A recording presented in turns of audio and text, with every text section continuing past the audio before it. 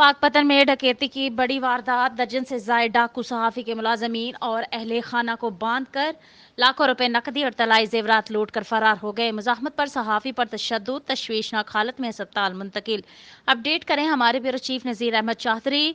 वाक़या थाना चकबैदी के इलाके सेल गांव में पेश आया, जहां दर्जन से जायद डाकू सहाफ़ी राव अली शेर के मुलाजिम को बांध कर घर में दाखिल हो गए। डाकुओं ने अहले खाना को बांध कर 17 लाख नकद, 17 लाख के तलाई जेवरात और कीमती सामान लूट लिया। डाकुओं ने मज़ाहमत पर सहाफ़ी राव अली शेर को शदीद तशद्दुद का निशाना बनाया और जिस्म की हड्डियां तोड़ दी। डाकू 1 घंटे तक लूट मार करते रहे। सहाफ़ी और अहले खाना को तशद्दुद का निशाना। शदीद जख्मी सहाफ़ी को तशवीशनाक हालत में अस्पताल मुंतकिल कर दिया गया, जहां इनकी हालत तशवीशनाक बताई जा रही है। डाकुओं ने इस वारदात से कबल बंगला हयात सिकंदर चौक रोड पर नाका लगाकर वैगन, बस और दावत इस्लामी की गाड़ी से भी लाखों रुपए लूट कर।